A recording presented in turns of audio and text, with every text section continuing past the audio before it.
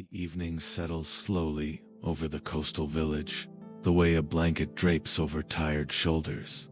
Shadows lengthen, soft and blue, as if the world has exhaled after a long day. You step onto the cobblestone street, and the air immediately greets you, cool, salted by the sea.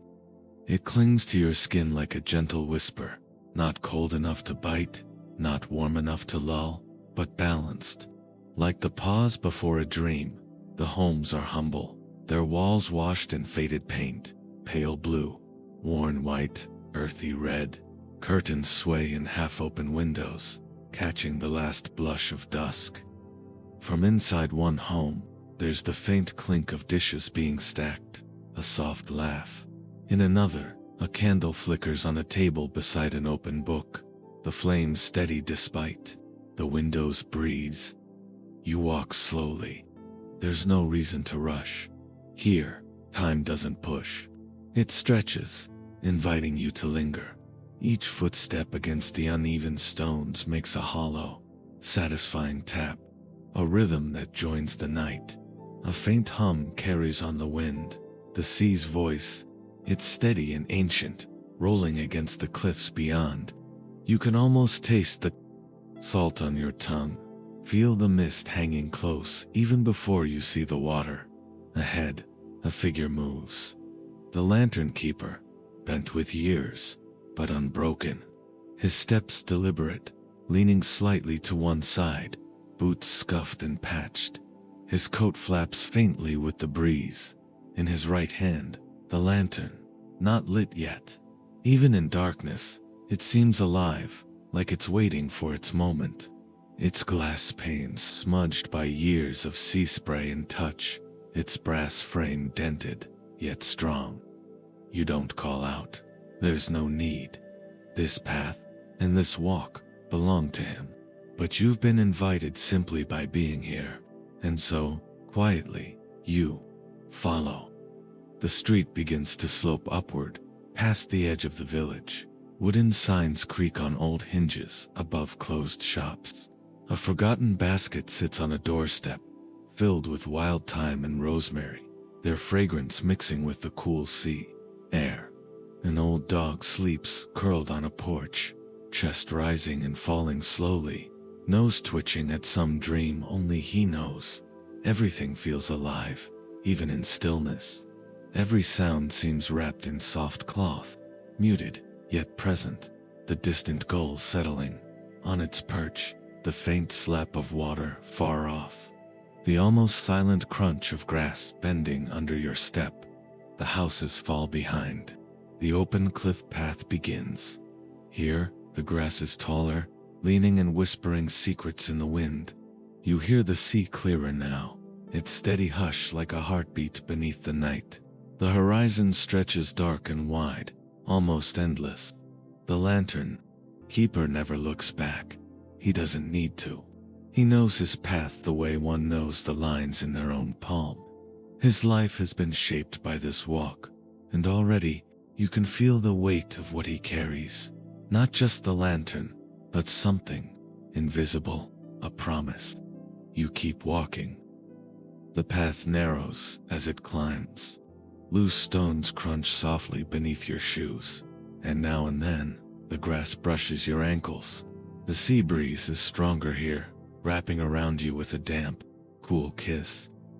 Far below, the waves keep folding into themselves, white foam glimmering faintly even in the fading light.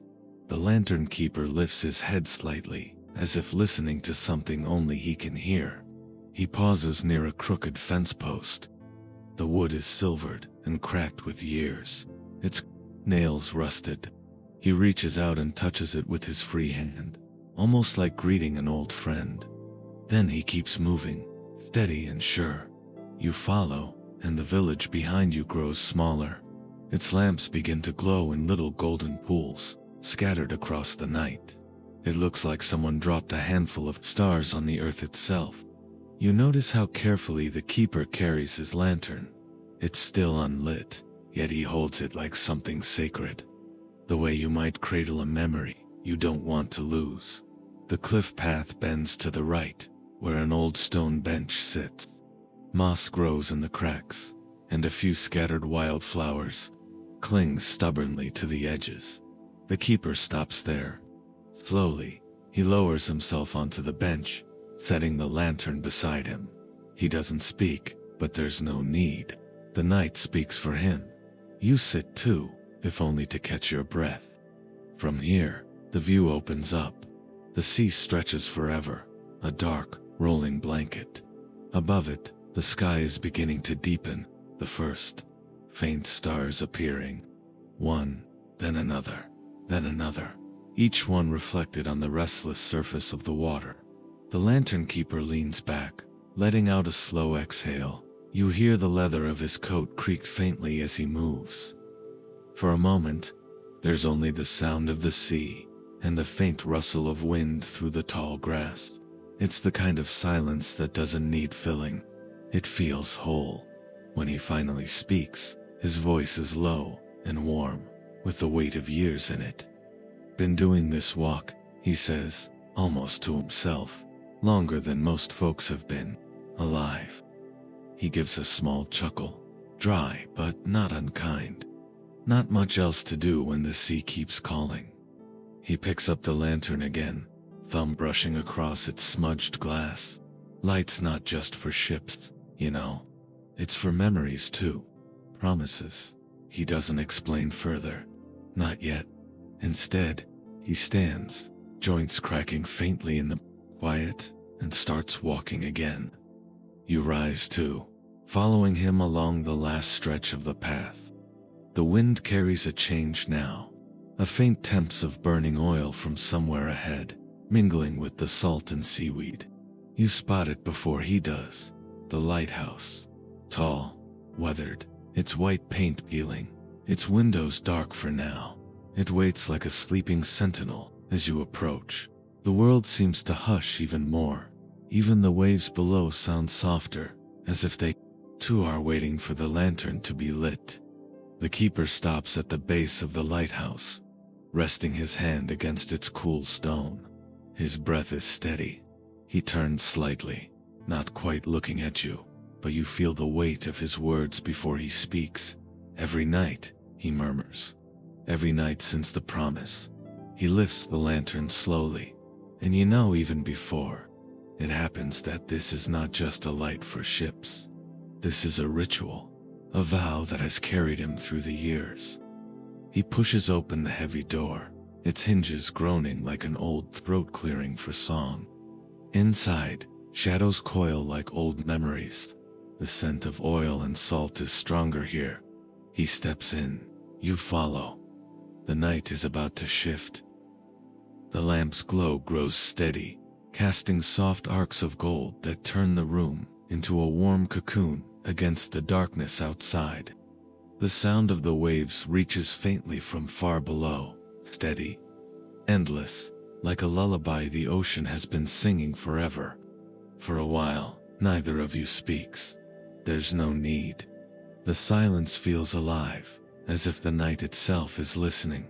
The keeper moves to a narrow wooden bench by the window. He lowers himself slowly, boots scuffing on the worn boards. He pats the spot beside him, not insisting, just inviting. When you sit, the cool glass of the lantern room's windows is close enough to lean on, and beyond them, the stars hang like pinpricks of silver. A fishing boat lamp glimmers far out in the distance, a single wandering star on the water. It seems impossibly small against the endless sea. The keeper watches it too, his hands folded in his lap. His knuckles are nicked, fingers calloused, but there's a softness in the way he holds them now. My father kept this light before me, he says quietly, his voice blending with the hush of the waves, and his mother before him. We don't leave much behind in this family, but we leave the light.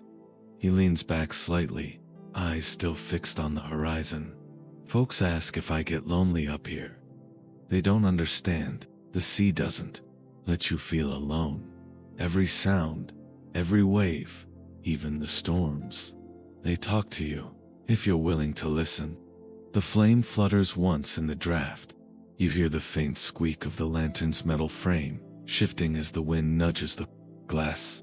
It feels like the building itself is breathing. He tilts his head back to look at the stars. Funny thing about light, he murmurs. You don't always know who sees it. Could be some sailor thanking it for keeping him off the rocks. Could be no one at all. Could be someone far away, still looking for a way home. His words settle like a blanket over the room, heavy, warm, and full of something you can't quite name. Not sadness exactly, more like tenderness wrapped around an ache. Outside, the waves rise and fall with their steady rhythm. The wind carries a trace of salt through a crack in the glass, cool on your skin. Your eyelids feel heavy, as if the night itself is encouraging you to rest. The keeper reaches into his coat pocket and takes out something small, a smooth pebble, no larger than a coin. He rubs it gently with his thumb before setting it on the windowsill. Beside it sits another shell, a small feather, and a tiny carved piece of driftwood, a row of quiet keepsakes, each holding a story that doesn't need telling out loud. He doesn't explain any of them. Some things you just keep close, without words. The great lantern turns slowly now, its light sweeping over the sea in measured arcs. You can almost hear its rhythm, a heartbeat for ships and wanderers. Some nights, the keeper says after a while, I imagine all the lights in the world talking to each other. Lighthouses, porch lamps, little candles in windows. Like they're saying, I'm here, I see you, keep going. His voice trails off, leaving only the sound of the waves, the wind, and the soft turning of the light in the hush that follows. It's hard to tell where the story ends and the night begins. It all feels connected.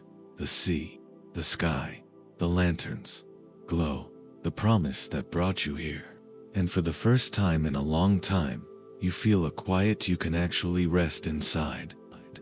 The keeper's words settle into the air, as if they've joined the quiet rhythm of the room. You lean your head slightly against the cool glass, eyes half closed.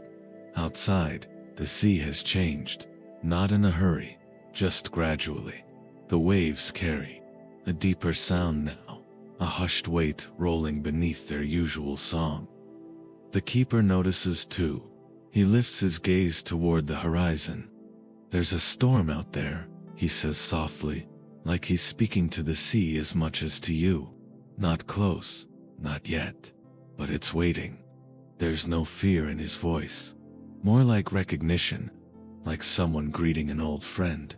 He stands, slow and steady, and walks to the far side of the room, where a tall cabinet leans against the wall. The wooden door creaks as he opens it, revealing an assortment of weathered tools and a worn coat the color of midnight.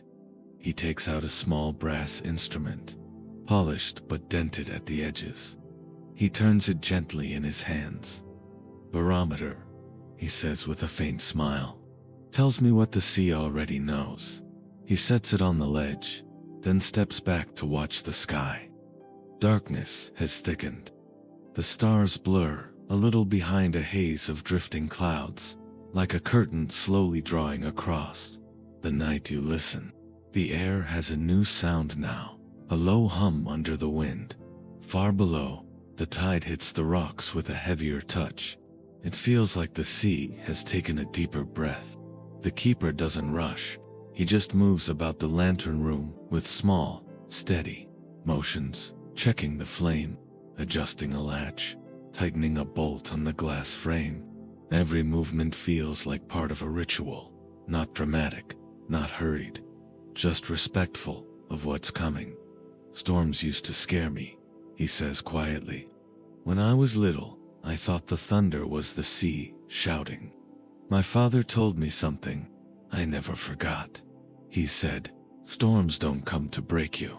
They come to move things along.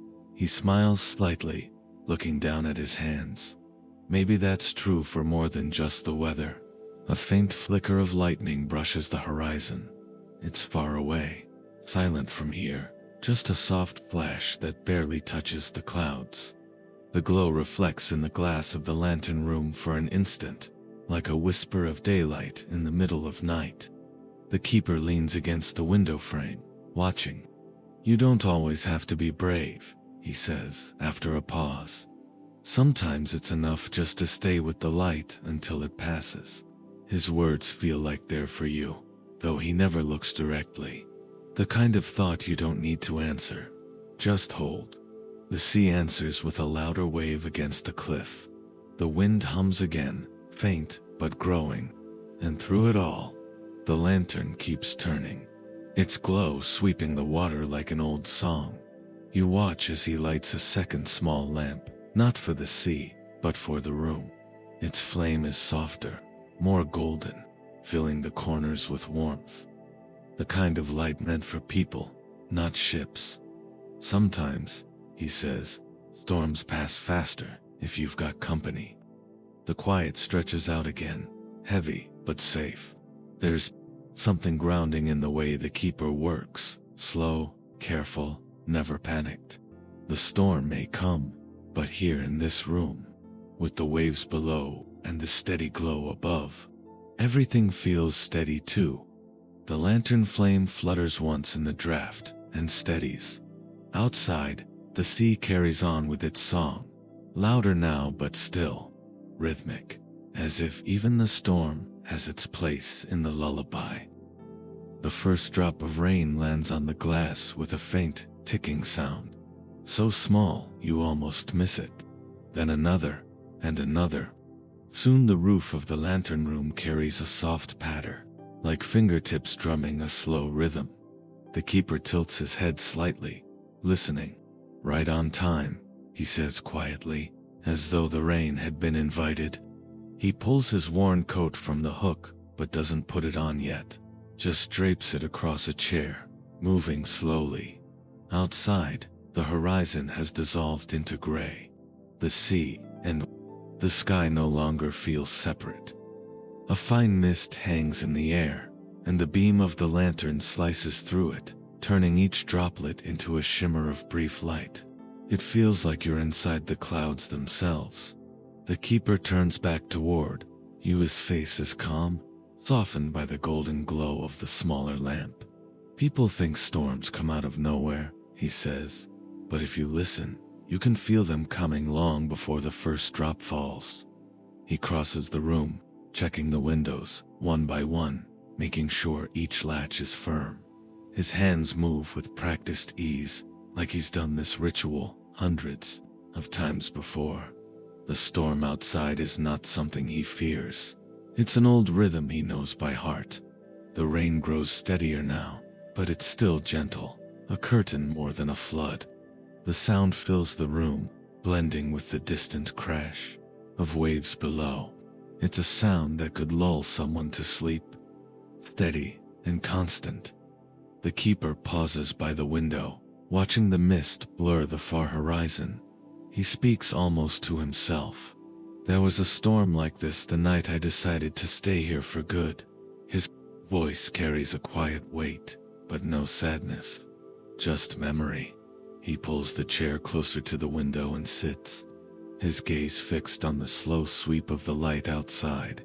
"I used to be restless," he says after a while, "always chasing something, the next town, the next idea, the next shore.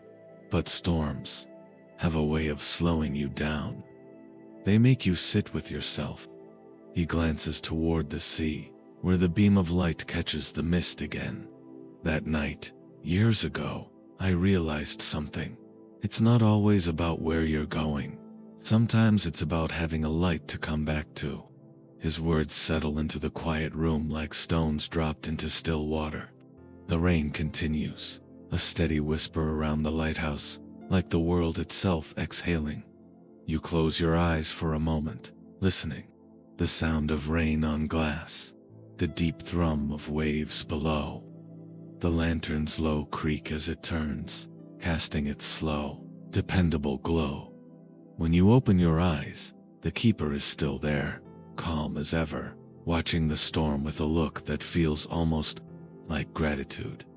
Funny thing about storms, he adds softly, they can feel endless, but they always pass. Always.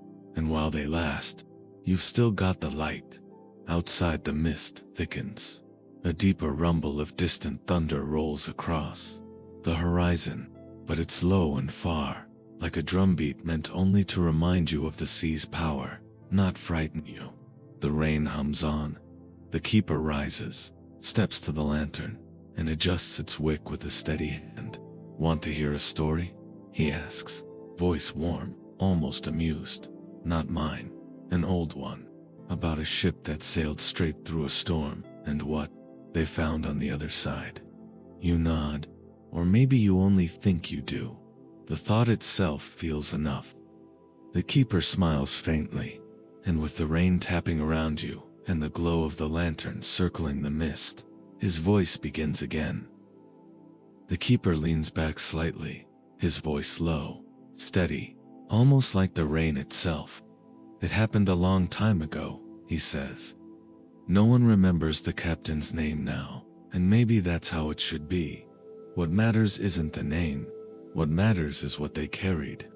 His gaze drifts out toward the sea, though the mist has swallowed the horizon completely. They set sail in fair weather, but the ocean doesn't always wait for you to be ready. By the second night, the wind turned.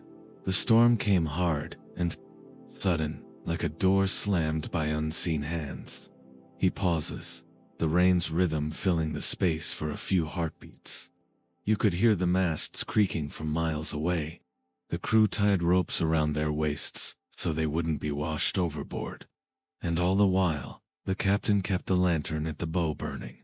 Small, fragile, but there. The keeper shifts slightly, adjusting the wick on his own lantern. The beam sweeping slowly across the fog. You'd think a little flame wouldn't mean much against all that dark, but for the crew, that light meant direction. It meant someone was still awake. Sometimes, that's all we need. You notice how his words move unhurried, like a tide coming in. Outside, a soft roll of thunder answers. Far away, the rain, steady and gentle, never breaks its song. The ship drifted for 3 nights. Food was scarce, fear was plenty. But on the 4th night, the storm eased. The crew found themselves near a coastline none of them had ever seen before. Quiet, empty, a beach so wide it looked like the sky had fallen to earth. The keeper's voice dips softer. They lit their little lantern on that strange shore and waited. No one came. But that wasn't the point. Sometimes the light isn't for rescue. It's for reminding you that you're still here, still breathing, still moving forward, even when you don't know what's ahead. His words fall into the hush like gentle rain over glass. You feel their weight without needing to think too hard about them. That ship never returned to its home port, at least. No one recorded it if it did.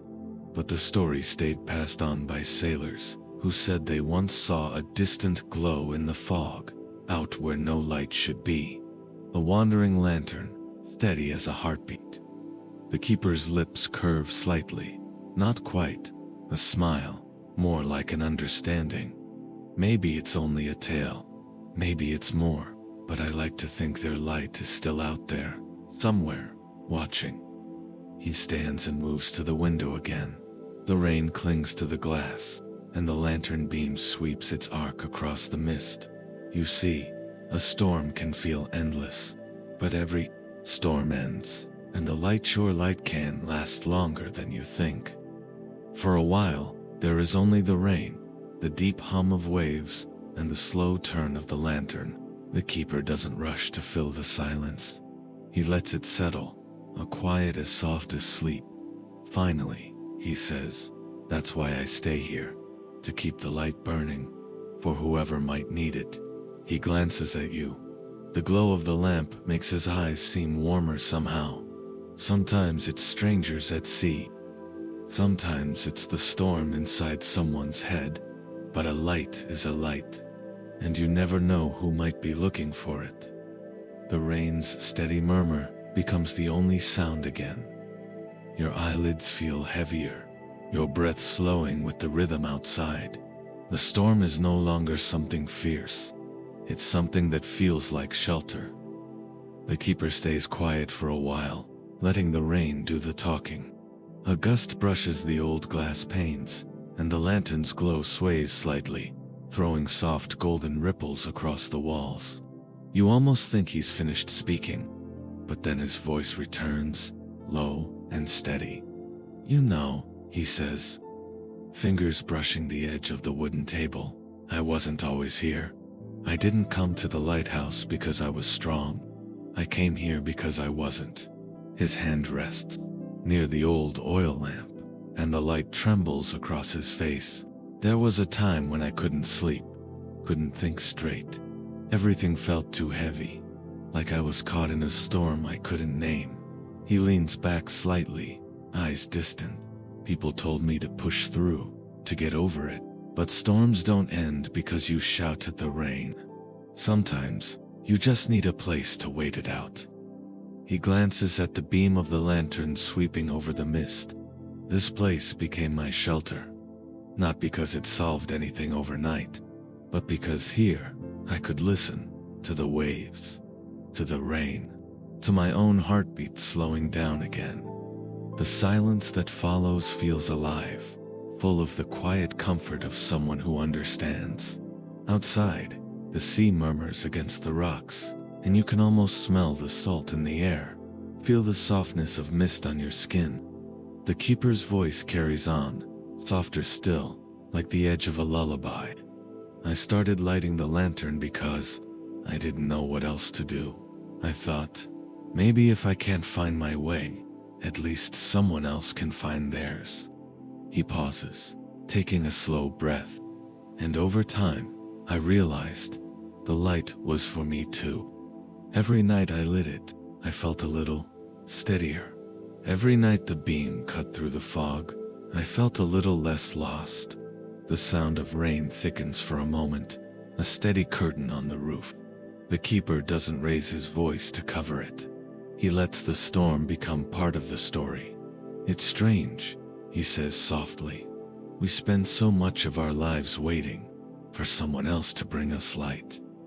But sometimes, the smallest glow we tend ourselves is enough to guide us through." His words hang there, weightless, as if suspended by the mist itself. A crackle from the old lantern fills the silence. The rhythm of the rain slows your breath. The keeper gives a faint chuckle, low and warm. If you're listening to this, maybe you've had nights like I did. Nights where your thoughts wander and never come back. Nights where sleep feels miles away. He taps the lantern gently. "That's okay. You don't have to fix anything tonight. You don't have to finish the story. You only have to rest." There's a long, quiet pause. The lighthouse feels timeless, almost dreamlike now. The sound of the waves, the whisper of rain, and the keeper's voice blend like threads in a soft, endless blanket. "This place saved me," he says at last. "And if even one lost traveler feels less alone because of the light, then I'll keep it burning, for as long as it takes." The storm has started to tire. Its heavy downpour has turned to a misty drizzle, tapping softly against the windows. The lantern's beam stretches farther now, slicing through the thinning fog like a calm hand, smoothing out tangled threads. The keeper rises slowly from his chair. You hear the wooden floor creak beneath his steps. He moves toward the narrow window, resting one hand on the cool frame. His voice comes low, as though he's speaking more to himself than to you. Every storm ends differently. Some rage and then break all at once. Others drift away so slowly, you almost don't notice. But they all end, in their own time. You follow his gaze out the window. A break in the clouds lets a pale slice of moonlight slip through. The sea glimmers faintly where the beam touches it, calm ripples where waves once roared. The keeper turns back, his silhouette warm against the glow of the lamp. You know, he says with a faint smile, for years I thought I had to keep going until I fixed everything inside me. But peace doesn't come from fixing. It comes from allowing. Allowing the storm. Allowing the calm. Allowing yourself to rest, even when things aren't perfect.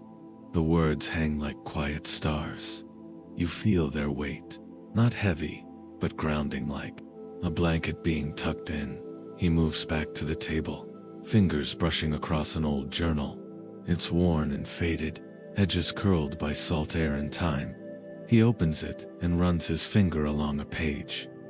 Travelers have left notes here over the years, he says softly. Not about their troubles. Not really. Mostly about how it felt to have light waiting for them on a dark night. That's all they needed, a sign. They weren't alone. He reads one note aloud. The voice trembles a little, not with sadness, but with quiet meaning. Saw the beam through the fog tonight. Thought I'd been forgotten. Turns out, I just needed a little light. He closes the book gently. That's why I stay, he murmurs. Not for the storms, not for the lighthouse, not even for the sea, but for that. That little reminder that none of us are truly alone, even when it feels that way. The drizzle softens further, becoming almost inaudible. The keeper leans back, exhaling as though some invisible weight has lifted. You feel it, too, your chest looser, your thoughts quieter. He looks at you once more, kind eyes reflecting the lantern glow. You've been sitting with me for a while now, he says gently. Maybe your own storm is easing too. Maybe not all the way, and that's okay. There's a long pause. The waves outside are barely a whisper. The world feels suspended in peace. You don't have to carry everything tonight, the keeper says, softer than ever. Let the night hold it for you. Let the light guide you where it needs to. And if you drift off now, that's the best part of the story. He lets the silence take over, as if the rest doesn't need words. Just the slow rhythm of the sea, the hush of distant rain, the glow of a lantern that will keep burning even as your eyes close. The keeper doesn't speak for a long while. He lets the silence rest, the way you let a cup of tea steep until the warmth seeps through. Somewhere outside, a gull calls softly, not sharp or urgent, just a quiet note carried on the breeze. You glance toward the window again. The night hasn't fully lifted, but the blackness is thinning at the edges. A faint silver line marks the horizon, the first hint of dawn stretching its fingers over the sea. The lantern's glow seems softer now, blending with the coming day, rather than pushing against the dark. The keeper notices it too. His lips curl into the gentlest smile, and his voice comes low, almost a whisper. See that? The sky changing. It always does. You don't have to rush it. Morning finds its way, even when you're not looking for it. He moves slowly to the doorway, opening it just enough for the cool air to drift inside. It smells of salt and wet grass, and there's a freshness that comes only after rain. He gestures for you to step closer, not out into the wind, just to the threshold. Together you watch the pale light stretch over the waves. The storms never take everything, he says. They leave behind stillness, and sometimes even a bit of beauty you didn't expect. You notice the sea is almost glassy now. Tiny ripples catch the light like threads of silver. The world feels hushed, but alive. The keeper turns back inside, his steps soft against the worn floor. He settles into his chair, eyes half-lidded. You've stayed long enough to see the night through. That's no small thing, he says, voice heavy with kindness. Maybe you'll stay awake for the sunrise. Maybe you'll drift off right here in this quiet. Either way, it's enough. He leans back, hands folded loosely, the lantern flickering beside him. You feel the weight of his words settle in your chest like a warm blanket. A steady calm fills the room, unhurried and safe. Outside, The horizon brightens a little more, but not so much that the night is gone. It's that in-between hour where the world belongs to the quiet ones. The keeper's voice is softer now, like a memory you'll carry long after you sleep. Rest when you need to, wake when you're ready. The light will always be here, waiting. His eyes close, not fully asleep, but close enough. The sound of the sea and the faint hum of the lantern do the rest. You don't need to follow every word anymore. You don't need to hold on to the story. It will hold you. And as the morning edges closer, the last thing you feel is that steady warmth, the promise that even when storms come, there will always be a light waiting in the dark. Night settled slowly over the valley. It always did here, as if the dark wasn't something to fear, but a friend that waited politely at the edge of the hills until the last bird finished its song. The sky softened from gold to violet, then to a deep, starry blue. The little village rested along a winding river. Its cobblestone streets curved like they'd grown from the land itself. The houses were built close together, white walls and wooden beams. Their roofs sloped low as if bowing to the night. Lanterns hung on iron hooks outside each door. One by one, they began to glow soft amber lights, swaying gently when the breeze passed. Down the main lane stood the bakery, its door propped open with a worn stone. The smell of bread and honey drifted out like an invitation. Inside, Mr. Tarrant wiped flour from his hands onto his apron. His shoulders were stooped from years of kneading dough, but his movements were steady, almost rhythmic. Every evening, he saved a few loaves to leave outside on the wooden shelf. Some nights the schoolteacher took one, sometimes a shepherd passing late, sometimes a child who'd forgotten to bring supper home. Mr. Tarrant never asked.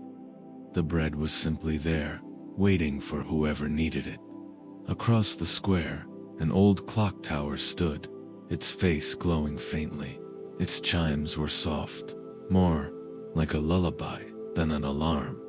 Below it, Mrs. Ilya tended her small garden. Even after sunset, she watered the soil and checked each stem. Her hair caught the lantern glow like silver threads. A striped cat lounged on the low stone wall, watching her with half-closed eyes. Ilya hummed an old tune while she worked, and if you listened closely, you could hear the sound carry over the square, blending with the distant crickets. The village wasn't silent, it breathed. The creak of shutters, the trickle of water in the river, the occasional murmur of footsteps on the stones. It felt alive in the gentlest way. At the far end of the lane, near the wooden bridge, a boy named Milo whistled softly to call his dog. The dog's tail wagged like a metronome, steady and happy. Milo clutched a loaf wrapped in paper, a gift from Mr. Tarrant for helping sweep the shop earlier. He wasn't in a hurry. Few people ever were here. The river reflected the lanterns like scattered stars, and Milo paused to look at it. In the rippling water, the night seemed almost close enough to touch Dot, and so the evening deepened. Above the hills, more stars woke. The day had ended, but the night carried its own kind of life. Nothing hurried, nothing demanded,